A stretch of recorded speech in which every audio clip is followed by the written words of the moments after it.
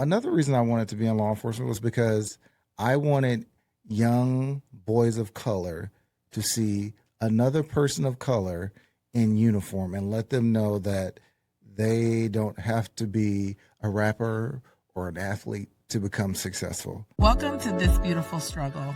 I'm excited about it. We finally have gotten to a point where we're just ready to share unfiltered our lives. Infertility is tough. Adoption is tough. But then even talking about like me losing my dad, you losing your mom within a couple of years of each other, our kids losing grandparents, your career and my career, and then making the ultimate decision to move to Nevada and what that looks like, moving away from all of your friends and family and all of those things. Hopefully people can resonate with our story and just letting people know that they're not alone.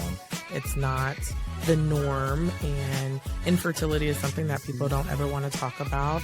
Our family is such a hot mess, Express. I mean, this is just what it is, right? Like, so we don't have to front anymore. It's been a long time coming. Welcome back to This Beautiful Struggle. I'm Casey. And I'm Erin. And today we're going to be talking about law enforcement. And not only law enforcement, but as you may or may not know, we're a law enforcement family. I'm a retired police officer, and Erin is a former 911 dispatcher. So let's get into it. So if you haven't heard our story yet on how we met, because we did meet at work, you have to go back and you have to listen to our previous episodes, okay? It's really important. Just so you have some backstory. We're not going to really go into the backstory, but we always get a lot of questions on what it was like to be Black and be in law enforcement. And you know, because this could be political, we're going to make it as least political as possible because it's really not about the politics at all. So let's first talk about your position. So you were a 911 dispatcher. Yeah. So how did that come about? How did I become a 911 dispatcher? Yes. What led you to that profession? So I always wanted to, well, I thought, you know, when you're in your 20s and then you go to college and you spend all this wasted money. At the time, it was wasted money at the time. I'm using my degree finally. However, at the time, I wanted to work in PR. And I wanted to work in PR for law enforcement. My father was a police officer. My mom also worked in law enforcement as well as she worked in probation. And I just knew it was such a huge part of my life that like I wanted to be, you know, the spokesperson for a police department. And then after talking with my dad and my uncles, they were like, Erin, you know that they only use their own for that, right? It's not like you are a news broadcast journalist and then you just apply. And I'm like, oh my God, I never thought about that. So I knew that there was only a couple ways to get there and get that experience. So, you know, I got some advice from other people and they told me it was either become a police officer or maybe start in the dispatch realm. And I'm glad I did it for so many reasons. I mean, I have so many fun and sad stories to tell, you know, that I will always remember from that. But I met you. So that was the best part of that journey for sure. I hope so. Okay. Anyway. So, you know, we were both born and raised in Oakland, and we talk about this a little bit more. We come from two totally different worlds in Oakland. And I knew that, you know, Oakland has my heart. Even to this day, it has my heart. But I just knew that, like, if I was going to work in any city, I wanted it to be Oakland. That was, I think, the only department that I even applied to because it was my hometown. And I know Oakland, right? So it's a lot easier to navigate being a 911 dispatcher when you know the city, for sure. Right. And I know you have your reason on why you wanted to work in Oakland. Yeah. So let me back up. So after high school, I joined the Army and I was a military policeman in the Army. So I knew for a while that I wanted to be in law enforcement. In high school, I was a police explorer and a police cadet. So I kind of already had that goal in mind. So when I got back from the military, I applied to the police academy and I got hired. And the reason why I initially wanted to be a police officer was because, well, one, obviously I wanted to, and I know this sounds cliche, but this is the honest to God truth. I wanted to make a difference in the community and in the community that I was from. And I wanted someone from the community to be the one to police the community, because who knows your community better than you? So that was a huge reason why I wanted to be in law enforcement. And another reason I wanted to be in law enforcement was because I wanted young boys of color to see another person of color in uniform and let them know that they don't have to be a rapper or an athlete to become successful. You can go to school. There are alternate routes to becoming successful. You don't have to dunk a basketball to be successful. So I wanted them to see another black man in uniform in a position of authority. And I wanted them to know that not all police officers are bad. Are there some bad ones? Of course, we're not denying that. But most of them are good, in my opinion. So that's why I wanted to be a police officer in my home city. Yeah, I think that there is a lot of false perception. And, it's been tough for us, I would definitely say, especially when the whole George Floyd thing went on, I want us to be very clear here, right? Like, we support law enforcement, but we do not support police brutality. We don't support any of the mess. We do not at all. So, with that, right? Is that factual? 100%. Yeah. I think, people have to understand that, yes, we are Black, right? And so I think, let's just talk about the George Floyd thing for a second. Sure. I think the George Floyd thing was super hard. It became, I guess, even before that, I mean, you had Rodney King, then you had Oscar Grant. I'm trying to think, was Oscar Grant, was that before body cams? Or was that on body cam? It was not on body cam. That's right around the time when body cams start to become a lot more relevant. Yeah. So, as you definitely hear and see these things, it becomes for me, oh my God, I can get super emotional even just talking about this stuff because, one, as a person of color and as a Black woman, seeing any Black person being beat, that sparks one reaction out of you, right? And that reaction is that of, anger and sadness. And, you just think we've come so far, but have we really come that far? On the law enforcement side, I think it's hard because there's a lot of times where I'll yell at the TV when I'm watching stuff and just put your hands behind your back, don't resist. And I think the hard part in a lot of these situations is we can see things from both sides, right? Because when your training is, one thing, but then who you are is another thing. I understand why people of color, and not all people of color, I'm going to only speak about the Black community. And from my perception and just conversations that I've had with other people, I can understand why Black people feel the way that they do towards the police. And it goes back. This isn't anything recent just because of George Floyd. I mean, it goes back way deeper to that. And for the most part, if Black people know their history, then, and if you know the history of slavery and the police, then you would understand the reason why Black people are so fearful of the police. And I always mention, I was not raised in the hood at all.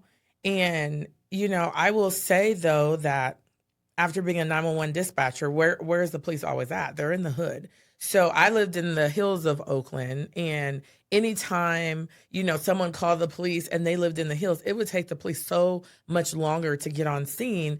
And it's just because there wasn't as much crime in the hills as there is in the flats, right? And so I think the hard part with that is, we would have police officers come from everywhere else but Oakland, right? Come from working in the suburbs, right? To come and now you're working in the hood, right? And you might have never had any interaction with a Black man. You might have, you know what I mean? You might be completely ignorant. Sometimes the only interaction or the only thing they know of people of color is just from what they've seen on TV, That's exactly. what they've watched on the news, Cops, movies.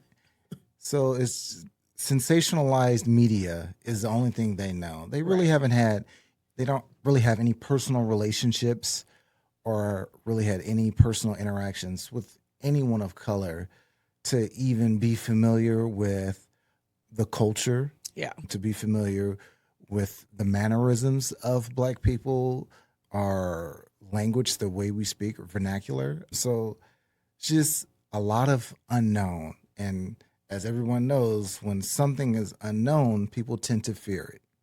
So it just brews just a chaos, Okay. really. So you said something that I think is really important. So when something is unknown, people fear it, right? So I think that's the hard part. That's on both sides, right? So as a white police officer who, and I'm just going to use the Bay Area because that's where we were. If you were born and raised in Danville, okay, where there is very few, maybe now a lot more, but there's very few people of color, definitely black. The black community is very small in comparison to the white community in Danville, right? Right. So if you're born and raised in Danville, you've gone to high school and all your life, maybe you've only seen, a handful of black people. And then you come now into a town and you are assigned to the hood and, you naturally, you're already fearful going into that, right? And I know what you're thinking. You're like, well, then don't do the job. But the reality is we need people to do the job, right? So then you have a white police officer who's from the suburbs in the hood of Oakland, right? But then now you have a black man or black woman who this is all they know. This is their home, and then you have a scared white police officer, coming in. Naturally, you're fearful of that as well, right? Because history has shown us that the police historically will beat us, that they will be more aggressive with us. And I think that's the hard part because that's what you have seen play out. Now that body cam footage is now everyone wears body cams, you see that a lot more, right? So you're seeing the interactions that these police officers are having, with your community. And so it just strikes you in a way and it's hurtful and it's sad and it's angering, and so it's like we understand that and we have those same emotions too. But on the flip side, we also, in certain situations, because it's definitely not all situations, but in certain situations, we do understand why the police did use force, and it's just hard. There's a lot of misconceptions. But the one thing that I will say has been really difficult, for me being just in a black law enforcement family, and I know it's different now because you're retired, but I feel like the culture doesn't really go away, right? Like we're still in it. You're retired, but now we're just a retired law enforcement family. But here you are, being one of those black boys raised in the hood, has probably had your own interactions with the police, whether you have been racially profiled or whatever that is. And then you've come in and tried to make a difference, right? So that other black boys can see you and say, oh, maybe I do want to be a police officer because I saw Officer Carter and he was a good one and he looked like me. So, I'm going to now XYZ. But I think the hard part that I wasn't ready for, definitely as your wife, is just all the hate that you get from the black community for being a black cop. It's like, isn't this what we want? Don't we want, don't you want to open your door? And if it's going to be the police, don't you want it to be someone who can maybe understand your life and understand what you've been through and be able to explain things to you differently, not just slap cuffs on you and throw you down on the ground? Isn't that what you want? But then you run all of your black police officers, especially in Oakland, you're going to run them all away. Because why would you want to be a cop in Oakland when, you're constantly being called the N-word? When you sent me that video that day of that person calling you the N-word and not a white man calling you an ER, I was just, oh, heck no. But then even, seeing,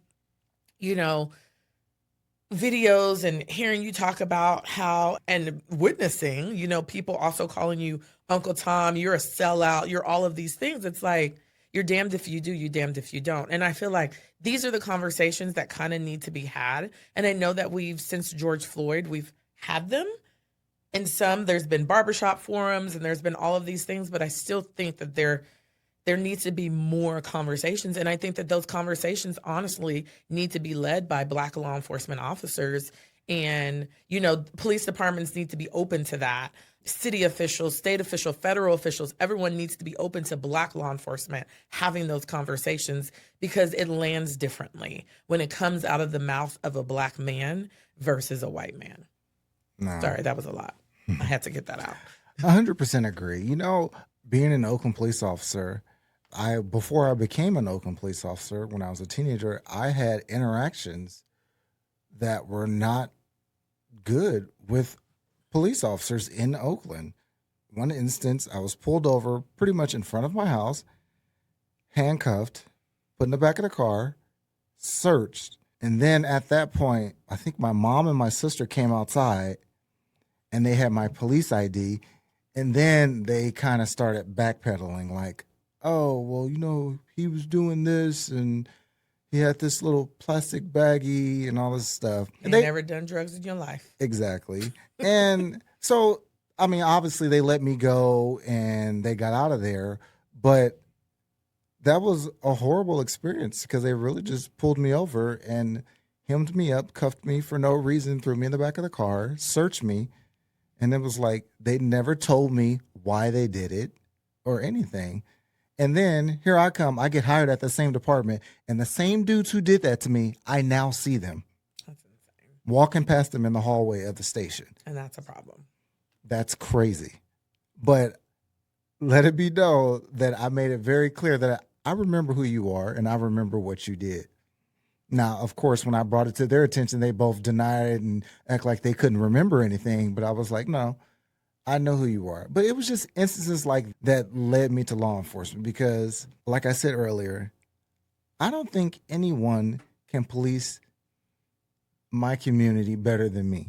I know the streets. I know the people. I know the struggle.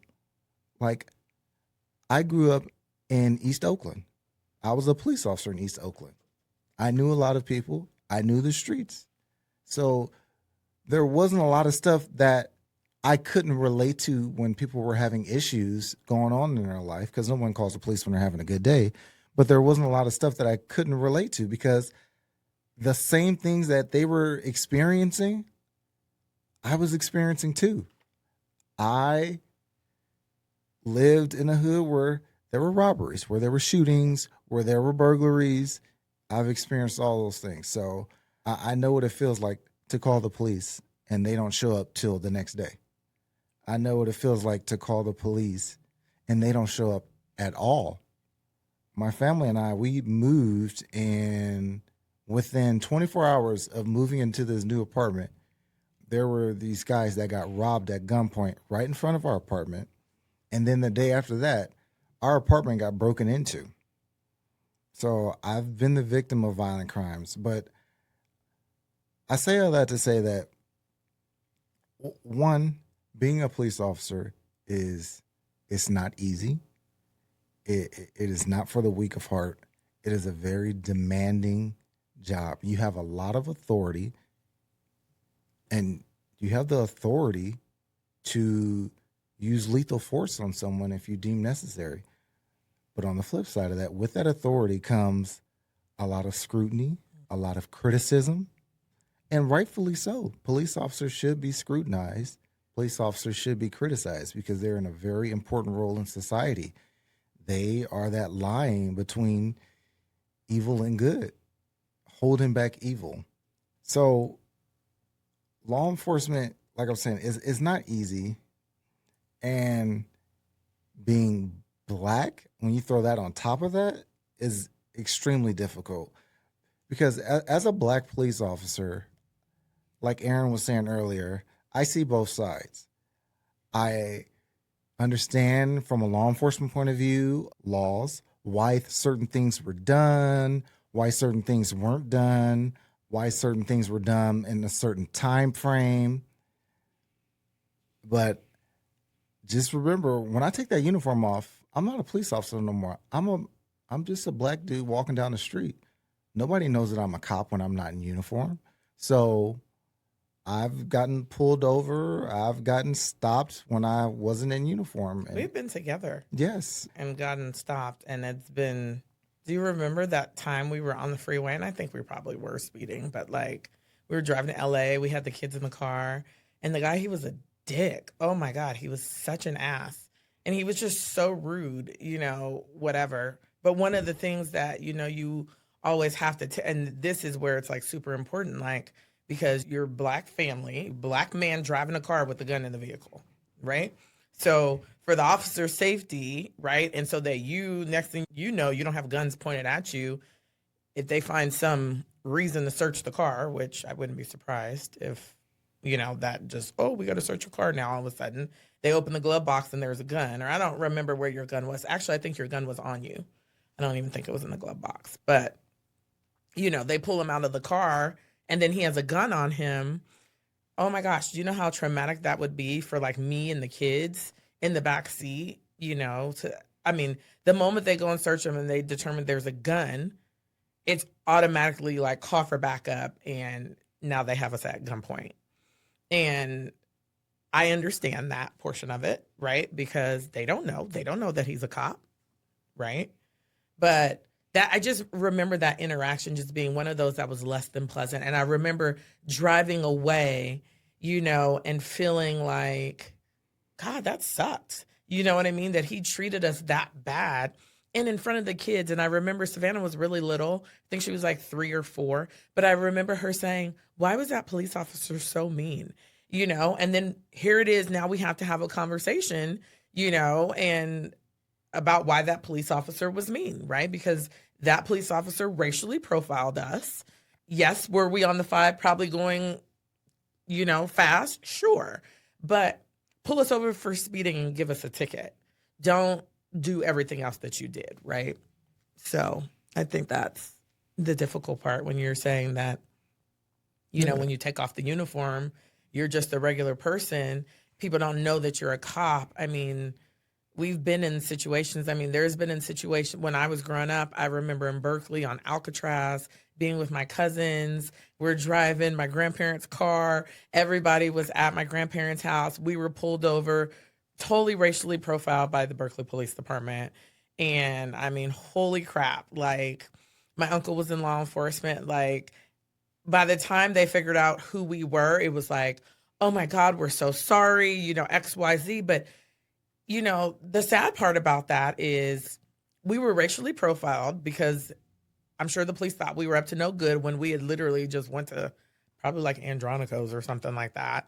I don't remember specifically, but we were not doing anything wrong. And then here we are pulled over, out of the car, sitting on the curb while they're searching the car and doing whatever else they did. And then they found out later, oh, we're Casimir's. And it's like, oh, shoot. Okay, no problem. We're going to let you guys go. My point is, when they realized we didn't do anything wrong, how many innocent Black people are pulled over every day, racially profiled, and because they don't have any relations to anyone in any hierarchy of anything, that now next thing you know, they have drugs planted on them. They have this, or they dug into God knows what, and now they're taking them to jail. You know what I mean? And I think those are just some of the hard conversations, that people don't want to have, but that we need to have, because the reality is Black people are racially profiled every single day. And nowadays, and I'm not going to get super political here, but now, it's just really sad. I have a lot of, Hispanic friends, and with everything that's going on now and people being, deported and everything like that, there's a lot of racial profiling there. I mean, I've had friends whose families here in Las Vegas have been pulled over and they are being held, and they're legal. They're here legally. They are American citizens, but they're being racially profiled because people just assume that they're Mexican or, that they're here illegally. And, this is just, oh, I hate it. It's just such a tough conversation to have. But the reality is right and wrong is wrong. Right. Sometimes in law enforcement, and I'll just speak for me, sometimes you're damned if you do, you're damned if you don't. You can't really win. So it just is what it is. It's tough. I get a lot of very derogatory things said to me at work. And oftentimes it's by people who look just like me.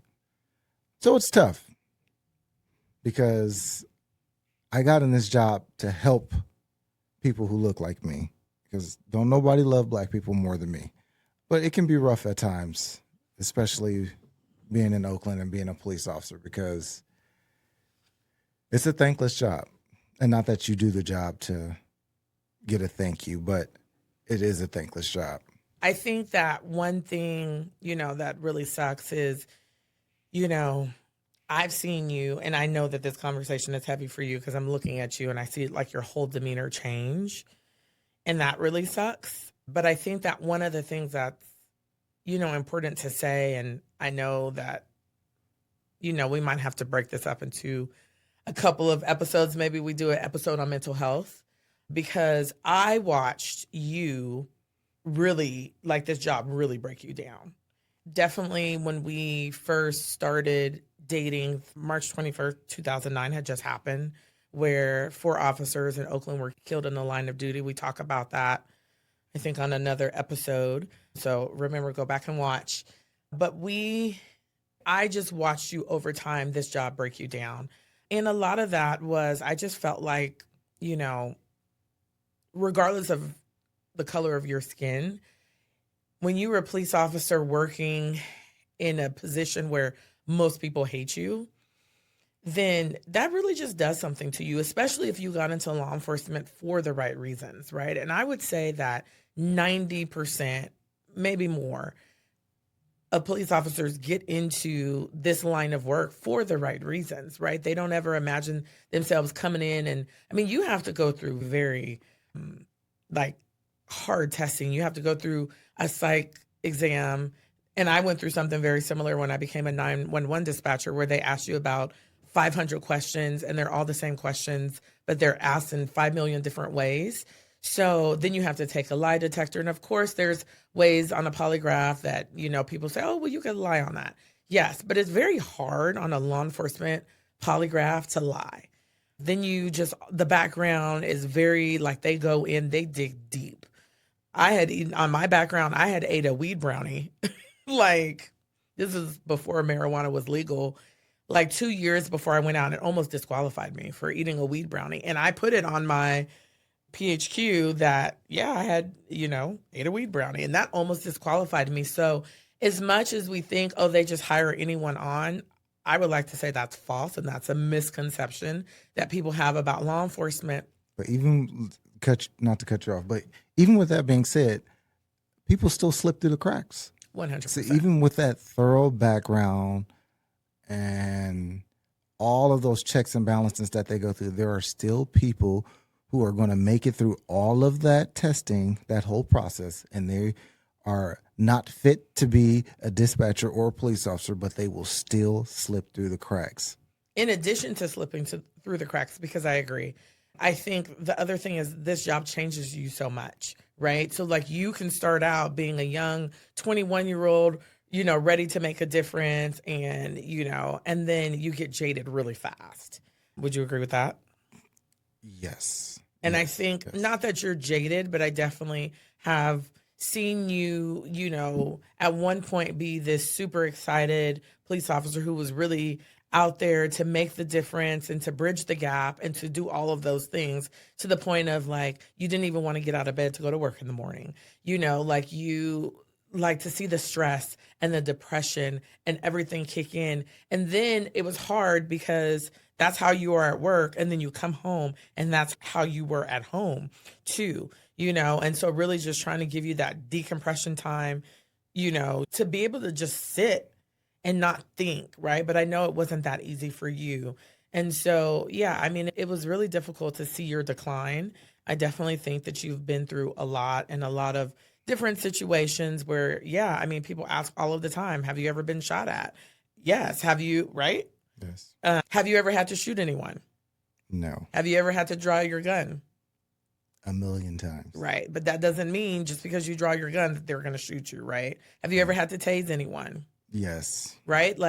Have you ever had to chase someone down and tackle them and all of those things that people say are abuse of power? Yes. Right. But are they abuse of power? No. Not all the time, right? I don't think you've ever been sustained for use of force or anything like that, where they're like, oh, you overuse your power. I think one of the funniest things is I remember you got a sustained complaint because that guy was fighting with you and you cut his backpack off of him That was ridiculous. for cutting a backpack. Okay. So that's hilarious. But, the reality is, so just think you go to work every single day and, you've had people shooting at you. You've had to chase people because they tried to ram you with their car. They might have just, committed a violent crime. And now it's your job, you know what I mean, to drive the police car and apprehend the suspect, right? So all of this stuff happening. And imagine if you are from Oakland or Oakland, right? All of things that happen on a normal basis. And I can tell you, as a dispatcher, I would come into work and I'd come into work at 4 o'clock and there would have already been 600 incidents in the city. In the summertime, we could be an incident 1,000 when I came in at 4 o'clock on swing shift. And that means from midnight till 4 p.m., there's already been 1,000 incidents, 1,000. And there could be, 300, you know what I mean, that even haven't even been resolved, right? It's just tough. And just think of the mental toll that just puts on you, And the one thing I will say too is I feel like, could change now. We're not in that world anymore, but there wasn't enough being done to make sure that we, from a dispatch point of view for sure, but definitely from a police officer standpoint for sure, there wasn't enough to make sure that you guys were okay. And maybe then there would be less suicides, right? There would be less cops, killing themselves on duty or off duty, right? Because there was mental health resources. And when they took advantage of those mental health resources, then they weren't, classified as something's wrong with them, right? Because when you are exposed to trauma like that continuously over and over, naturally there's going to be some sort of emotional response. But this is the reason why police officers don't get help, because then now there's this stigma that if you get help and you get counseling or therapy or anything else to help with your mental health, that you must not be fit to be a police officer. And this is the reason why law enforcement officers don't get help. And this is the reason why they blow their brains out. Not to be selfish and leave their wife and kids with no dad. It's because they don't get enough help. Well, we'll cover that more on a different episode because it's a lot. Yeah. And let me just say, when, we were talking about all of the stressors involved with law enforcement, at least for me, and I know there's a lot of officers who will agree, especially the officers who've worked at Oakland, their stressors were not from dealing with the community. The stressors were all internal, all from within the department, all from the complaint process, dealing with command staff, dealing with the city, the mayor, city council, policies, politics. Those were the stressors. It wasn't dealing with the community. I didn't have a problem with that. That's not what stressed me out. What stressed me out was getting complaints unjustly. What stressed me out was low staffing and being forced to work mandatory overtime. What stressed me out was not being able to see my family because I'm at work. Even on my day off, I'm at work. And I'm exhausted because I'm not sleeping and I'm not having any time to myself. So those were the stressors really of work, the biggest ones for me. And then when you throw on top of that, like Aaron said, all of the trauma and all of some of the gruesome and gory things that you see, it just, I don't know, it just blows it up even bigger, and it can become a huge problem, and it just leads to a lot of bad things. So, like I said, it's not for the weak of heart. So on that note, I think we're going to wrap it up because I know myself and Aaron, we could talk about this probably for the rest of the day, but we ain't got that kind of time. But there will definitely be a continuation. We will definitely come out with some more content for you guys regarding this issue, and not as heavy as we were talking about today, but some of the lighter things in law enforcement and some of the more uplifting things in law enforcement. So stay tuned for that. Aaron, do you have any final words on the topic before we wrap it up? Just stay tuned. I think, a lot of questions that we get are, kind of what I said at the beginning of this episode is like, what was it like? You being on one end and him being in the car. We have a lot of stories for you guys, so we'll share those. And, Yeah, I think Casey should probably do his own episode, deep diving a little bit more.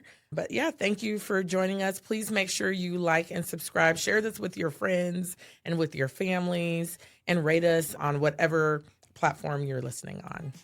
Until next time. Thank you.